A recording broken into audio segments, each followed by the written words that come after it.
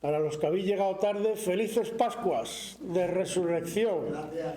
El Señor ha resucitado. Aleluya. Hoy es un día muy especial. Aleluya.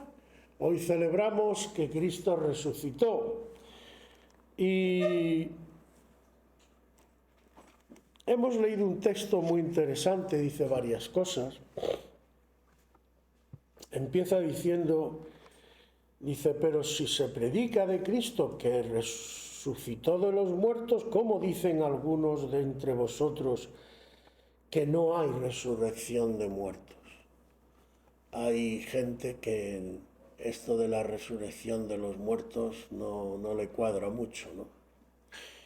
Y sigue diciendo, dice, porque si no hay resurrección de muertos, tampoco Cristo resucitó. Y si Cristo no resucitó, vana es entonces nuestra predicación, vana también es vuestra fe.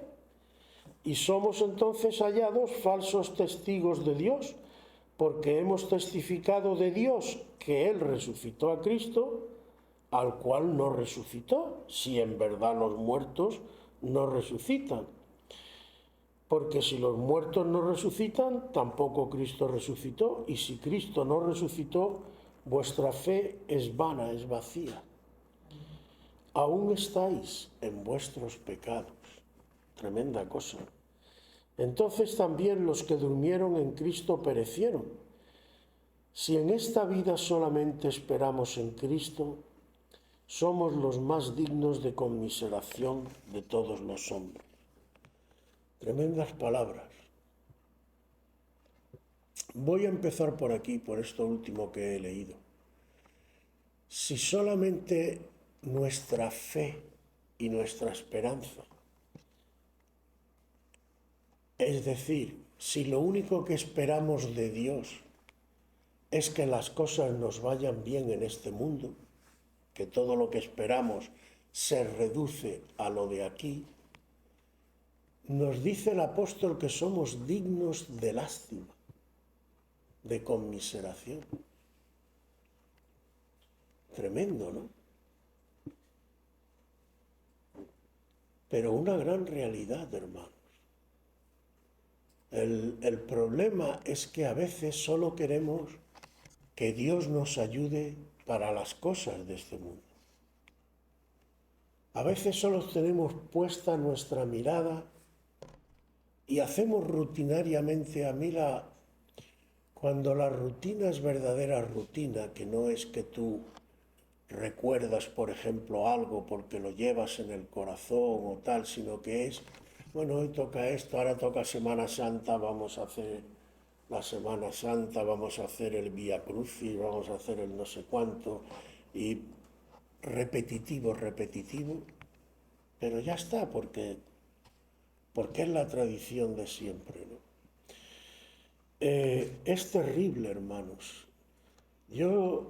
Vosotros los que me conocéis, a lo mejor me pongo muy pesado, pero sabéis que os repito mucho, cuando hagas algo, entérate bien de lo que haces y de por qué lo haces. Y más todavía con las cosas espirituales. El Señor mismo nos dice, escudriñad las Escrituras.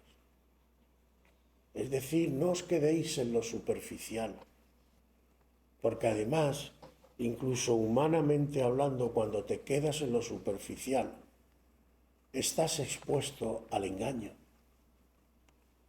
¿Cuánta gente es engañada simplemente porque, fulanito, por ejemplo, qué bien habla, cómo... No, hermano. El Señor dice, no juzguéis según las apariencias, juzgad con justo juicio. Es decir, preocupaos si tenéis que tomar una decisión y tenéis que juzgar algún asunto, preocupaos por averiguar dónde está la verdad en ese asunto. Eso es importante, hermano. Y con respecto a la resurrección, Sabéis que incluso ya, bueno, y antes, en la época de Jesús había varios grupos religiosos, estaban los esenios, los fariseos, los saduceos, pero los dos más importantes, digamos, los saduceos y los fariseos, pues eran distintos porque los fariseos sí creían en la resurrección de los muertos, pero los saduceos no. Los saduceos decían que eso de la resurrección de los muertos era poco menos que un invento de la gente, ¿no? Y aquí se ve que en Corintios pues ya había algunos grupos, y como vemos hay cosas que no son tan modernas, aunque la gente se crea que acaban de descubrir la pólvora ahora, pero hay cosas que vienen de muy lejos.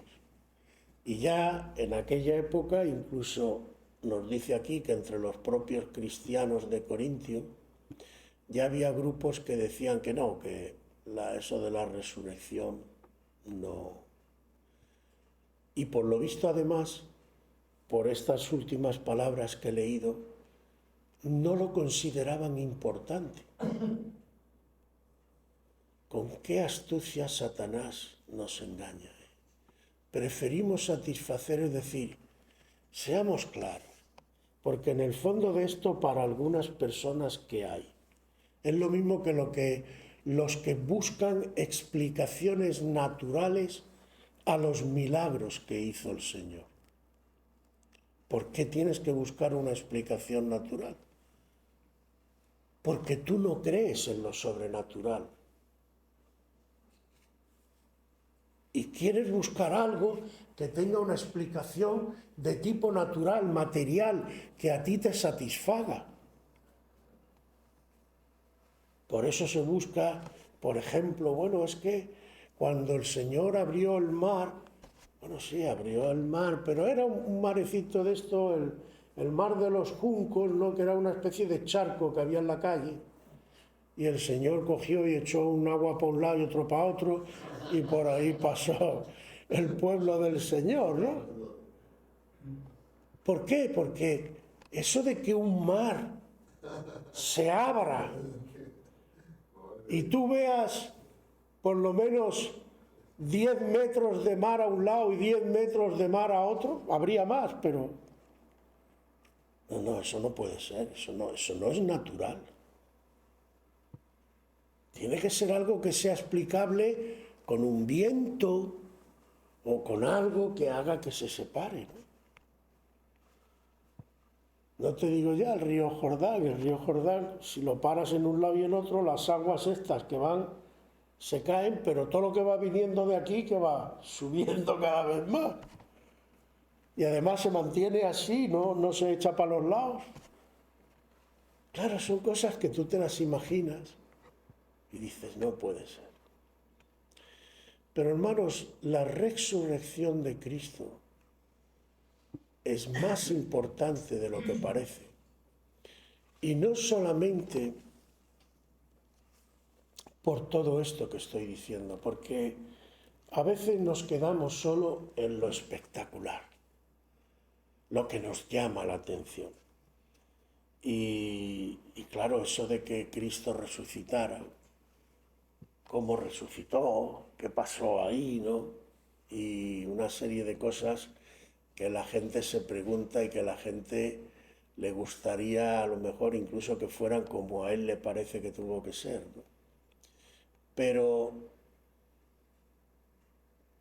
yo hoy no me quiero centrar tanto en lo espectacular, porque además yo simplemente, mi razonamiento es, si Cristo de verdad no hubiera resucitado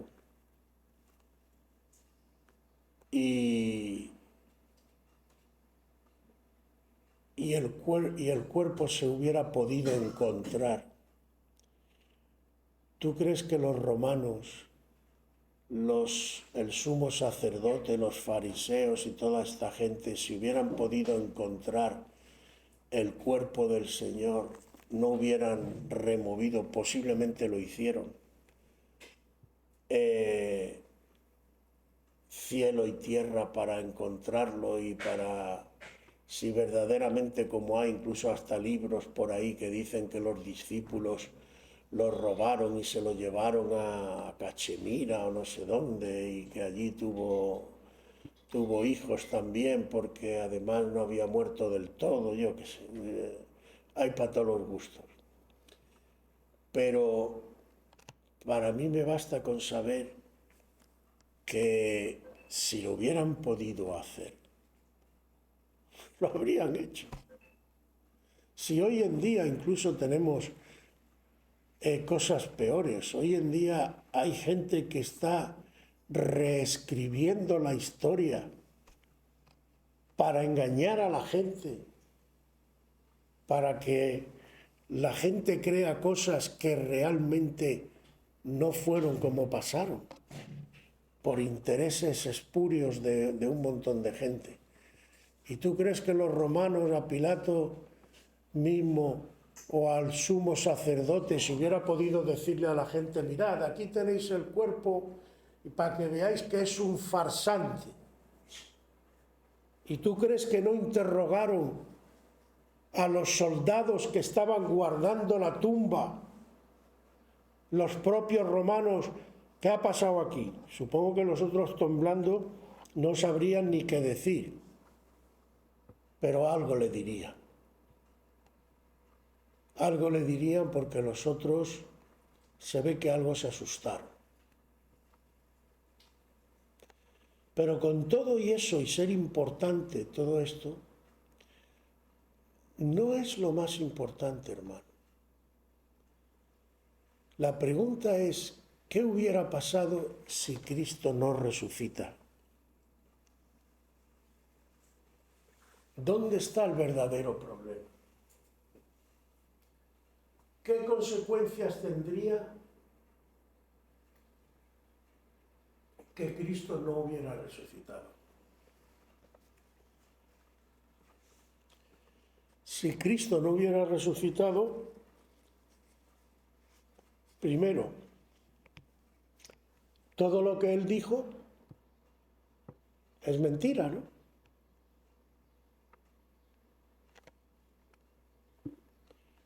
Segundo, ¿para qué se sacrificó? Está en la tumba, como los que van camino de Maús, si os acordáis, y el Señor se les presenta y ellos le dicen, pero bueno, iban tristes, abatidos. ¿Qué pasa? Pues tú no te has enterado de que han matado a este hombre que parecía que iba a ser nuestro libertador.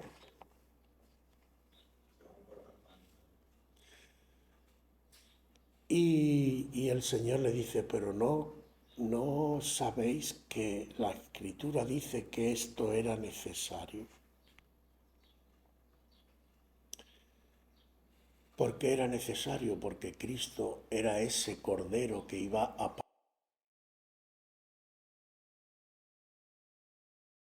los pecados.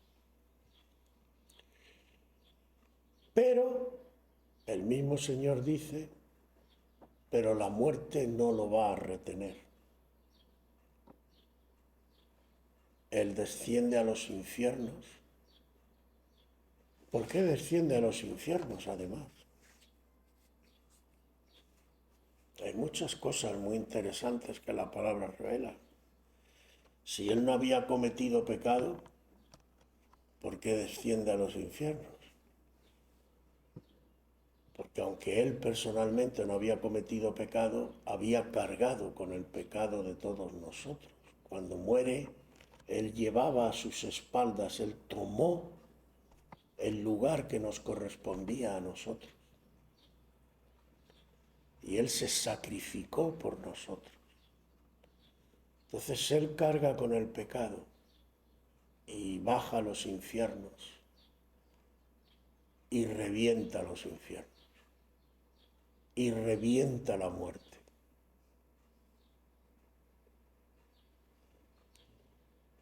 Pero ¿cuál es la prueba de esto? ¿Qué me demuestra a mí que todo esto ha ocurrido? ¿Y qué me demuestra a mí algo muy importante? Que su sacrificio fue aceptado por Dios. Que ese cordero realmente era válido para Dios. ¿Qué me lo demuestra? Si Cristo no resucita y se queda en la tumba, fijaos, incluso aunque hubiera sucedido todo lo anterior, que su sacrificio fuera aceptado y todo eso, yo me quedo sin saber nada. No me hubiera enterado de nada. Pero Cristo resucita y se manifiesta a los testigos, por eso son testigos presenciales de la gloria de Dios. Y les dice, mirad, yo mismo soy. Yo he vencido al diablo, he vencido a la muerte, he vencido al pecado, lo he derrotado todo. Y toda potestad me es dada en el cielo y en la tierra. La prueba es resucitado. Esta es la prueba de que la muerte no me ha podido retener.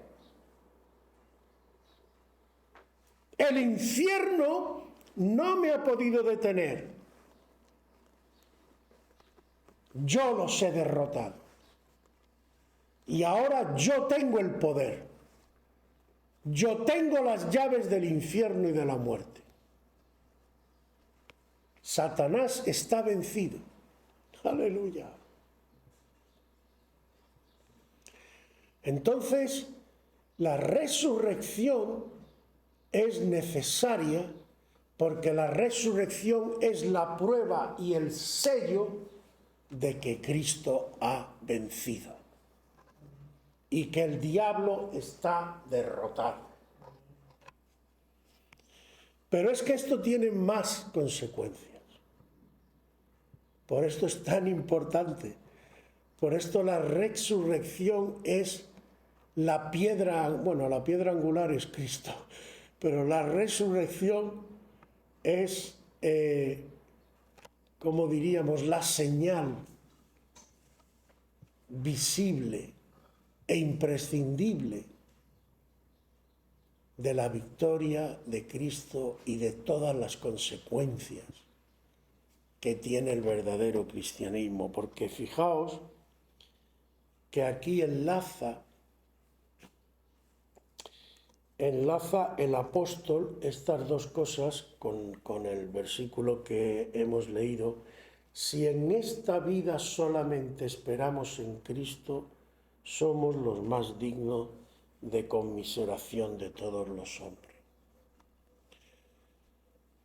Que incluso podríamos decir, bueno, es curioso, ¿por qué se expresa el apóstol de esta manera? Porque vamos a poner, según este grupo que decía que no había resurrección, pues parece que no tiene importancia eso.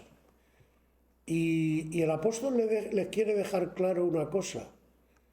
Yo sé que tú te mueves por lo material, pero indirectamente cuando dice, si tú no crees en la resurrección, tú es que en el fondo estás esperando solo en esta vida. Y si solo estás esperando en esta vida, eres digno de lástima porque no has entendido, entre otras cosas, el verdadero mensaje de Dios. Porque el verdadero mensaje de Dios no es para esta vida solamente. Hay cosas, Dios va a estar contigo, te va a ayudar, Dios te va a proteger, etcétera, para esta vida, sí. Pero aquí estamos de paso. Y lo fundamental lo más importante del Evangelio no es la ayuda o lo que Dios puede hacer contigo en esta vida, sino lo que viene después. Porque la verdadera vida no es esta que estamos viviendo. De hecho, nosotros, en el fondo, incluso somos muy afortunados y seguro que todos nosotros, yo empiezo a preguntarle a cada uno y cada uno tiene sus luchas y cada uno tiene sus problemas y cada uno tiene sus días donde quiere meter la cabeza debajo de la almohada y no levantarse.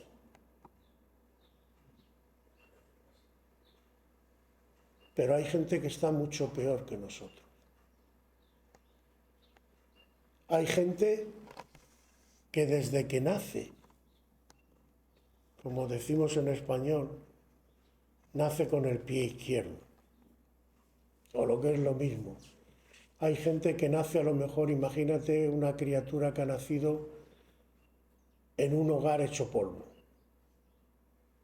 donde el hombre, si lo hay, porque últimamente además cada vez hay menos en las casas, cuántas mujeres están criando a sus hijos solos. El hombre va por un lado, la mujer va por otro. Los niños desatendidos completamente. ¿Dónde se refugia ese niño? ¿Qué está aprendiendo ese niño? Luego nos quejamos que esos niños crecen y salen delincuentes, salen drogadictos, salen hechos polvo, pero ¿qué está mamando desde que ha venido al mundo? Por ahí hay un folleto, no sé si existirá por ahí en internet todavía, creo que fue la policía de Nueva York, hizo una especie de panfleto así.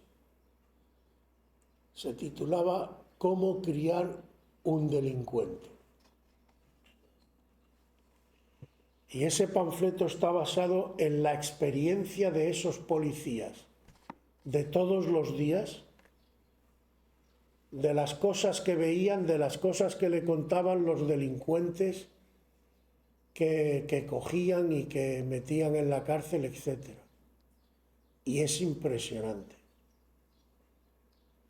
Te dice, por ejemplo, entre otras cosas, ríele todas las gracias a tu niño, nunca le corrijas, déjalo hacer lo que le dé la gana, etcétera, etcétera, etcétera. Dice, ¿cómo criar un delincuente?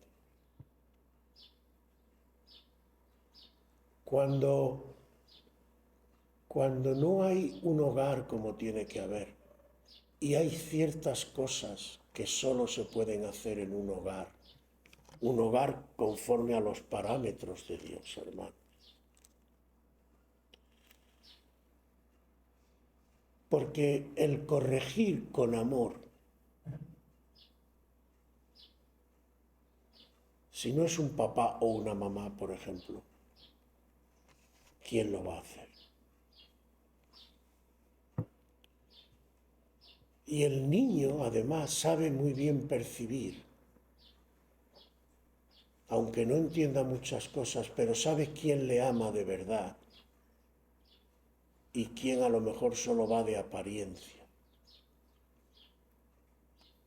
Y esto se te queda marcado en el corazón. Por eso hoy están pasando muchas cosas y a veces yo me pregunto, Señor, gracias a ti creo que no pasan más. Pero ahí está. Todo esto, hermanos, pasa en esta sociedad, porque realmente esta sociedad está rota.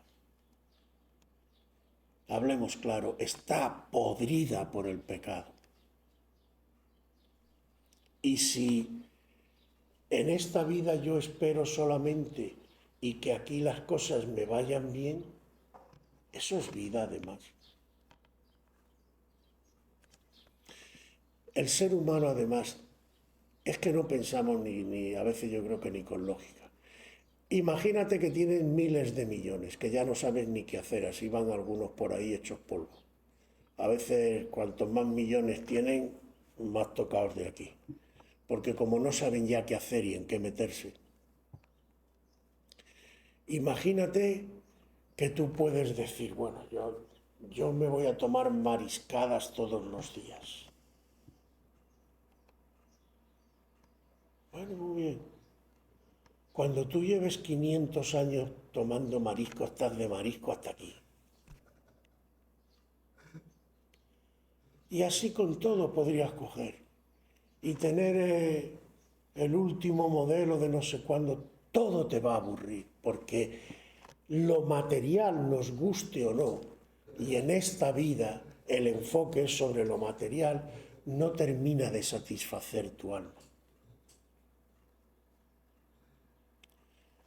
Pero yo te doy una buena noticia.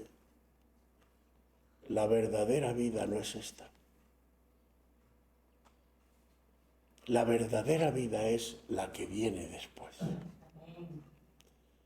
Por eso es tan importante si Cristo está en tu vida o no está en tu vida. Porque también tengo que decirte que si no hay arrepentimiento y no aceptas al Señor como tu Salvador y Señor, no vas a ir a la otra vida. Te espera alguien que va a ser una compañía que te va a solucionar todos los problemas. Se llama Satanás. Si quieres ir con el Señor, solo hay un camino. Y ese camino se llama Jesucristo. No hay otro. ¿Por qué? Pues porque solo Él resucitó y con su resurrección refrendó y selló la obra que Él había hecho. ¿Y en qué consiste esa obra, hermano? Pues esa obra, que es triste que a veces incluso hasta en las iglesias nos quedamos solo con el hecho de que ya no voy al infierno. Ya está. No, hermano. La propia palabra salvación, que viene de salve, implica no solamente ser librado del infierno, es decir, no condenarte, sino que implica salud. Salvación implica sanidad, salud, y además salud de espíritu, alma y cuerpo. Es decir, lo que Cristo viene a hacer es darte una vida nueva, espiritual, poderosa, eterna. Y que esa vida fluya en ti. ¿Y esto por qué es posible? Porque Cristo resucitó. Por eso Él dice, os conviene que yo me vaya. Si yo no me fuera, si yo me quedo aquí entre vosotros y muero como uno más, y no hago mi obra, vosotros no vais a tener acceso a la vida eterna, porque entre otras cosas estáis en pecado. Lo primero que tengo que hacer es quitar el pecado, sacrificarme, poner mi vida para libraros del pecado. Lo segundo que va a pasar es que cuando yo resucite, que es la señal de que la muerte y el pecado no han podido conmigo, entonces, al ser derrotado Satanás, al ser destituido, todo aquel que me reciba va a tener la opción de recibir el Espíritu Santo. El Espíritu Santo es mi vida. Soy yo habitando en ti. Y todo aquel que abre su corazón y me recibe, vendré a él y haré morada con él y mi Padre. Entonces, ¿qué va a ocurrir? Que tú vas a experimentar un cambio dentro de ti. Y una nueva vida va a empezar dentro de ti. Tú tienes que dejar, que permitir que esa vida fluya y siga tomando cada vez más control. ¿Por qué? Y aquí viene lo más gordo. Porque yo tengo un propósito que empieza por lo individual, cada uno. Yo os he dado un nombre a cada uno. Pero esa obra que yo he iniciado en lo personal tiene un propósito eterno que no es solo personal. Porque yo, sobre esta piedra, sobre la base de la confesión de que Cristo es mi Señor y mi Salvador, edificaré mi iglesia. ¿Y qué es la iglesia? La gente se piensa que la iglesia es venir aquí o 4 paredes o hacer ciertos ritos. No, la iglesia no tiene nada que ver con eso. Es mucho más sencillo y mucho más gordo. Y nos acercamos a la época, como decía el domingo pasado, y sinceramente lo creo, que queda muy poquito para que cosas gordas empiecen a pasar, porque los propósitos de Dios, cuando llega el tiempo de Dios, son imparables. Y hermano, esto quiero que te lo mediten muy seriamente, porque la pregunta no va a ser si Dios va a cumplir sus propósitos. La pregunta que te tienes que hacer es si yo voy a estar en los propósitos de Dios o no. Porque el propósito de Dios se va a cumplir. Cuando Cristo vino la primera vez, ¿hubo alguien que impidiera que Cristo hiciera lo que tenía que hacer? No. Incluso Él le dice a algunos que venían y le preguntaban y tal, que Herodes le buscaba, que le podía matar y tal, y le dice, id y decid a aquella zorra que echo demonios hoy y mañana y que hasta que no llegue mi hora no va a pasar nada, porque él sabía muy bien que su Padre Celestial era el mayor y nadie puede vencer al Señor. A veces le cogemos también, esa es otra que nos pasa, le cogemos mucho miedo al demonio. Pero ¿de qué tenemos que tenerle miedo al demonio? La lucha entre Dios y Satanás es una lucha desigual. No son dos iguales peleándose. El demonio no puede hacer más que lo que Dios le permite. Y el demonio nunca va a impedir que el Señor se salga con la suya. Tenemos que entenderlo.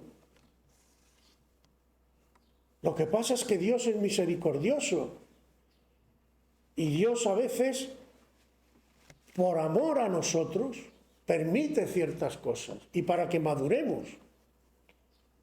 Pero la victoria de Dios no está en discusión. Tú puedes pensar lo que te dé la gana.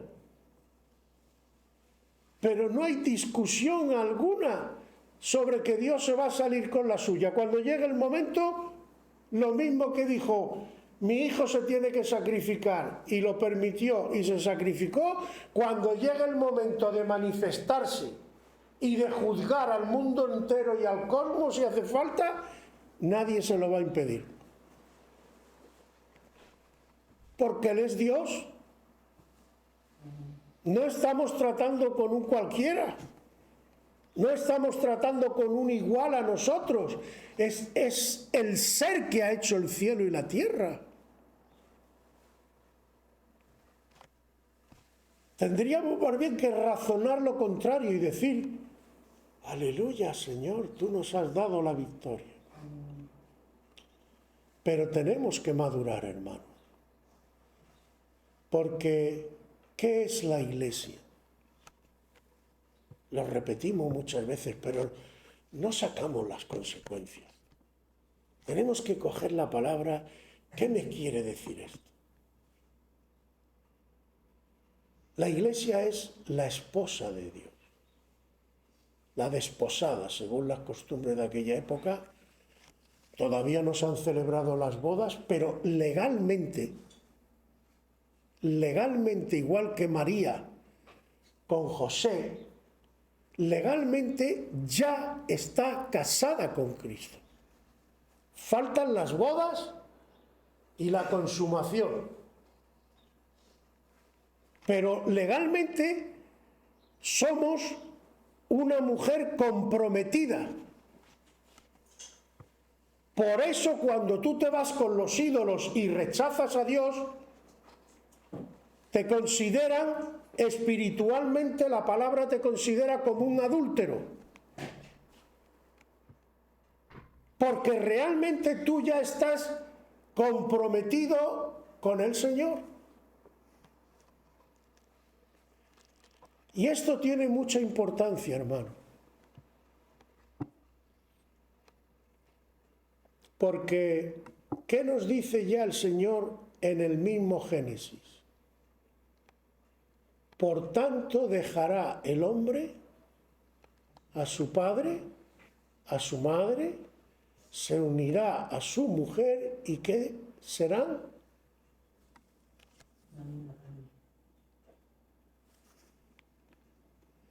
Por tanto, digámoslo de otra manera, dejará la Iglesia las tonterías de este mundo, dejará al diablo al que estaba atado y se unirá a su marido para ser los dos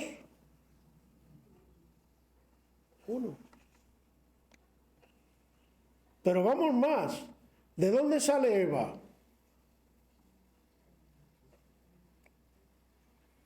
De la famosa costillita, ¿no? Es decir, Eva sale de Adán. Eva es parte de Adán. Por eso la Biblia dice que el que ama a su mujer, a sí mismo se ama.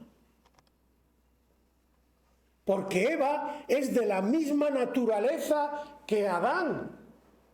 Ni menor, ni mayor, ni nada. De la misma naturaleza que Adán.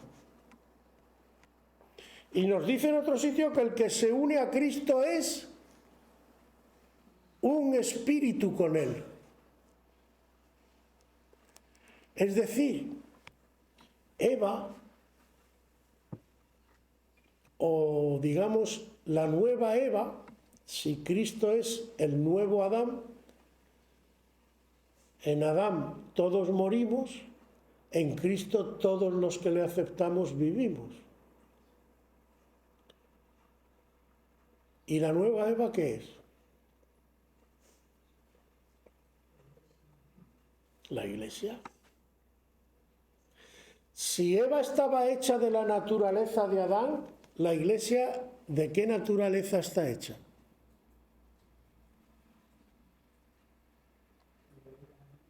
Hay un versículo tremendo que dice, la Iglesia es la plenitud de aquel que todo lo llena en todo.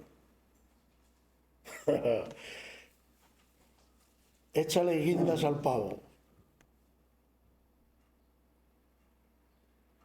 La Iglesia tiene que llegar a ser, en resumidas cuentas, hermano y hermana, un reflejo de Cristo.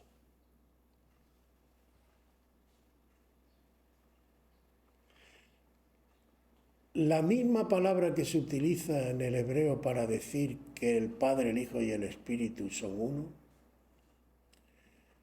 es la que se utiliza para decir que en el matrimonio que los dos serán uno.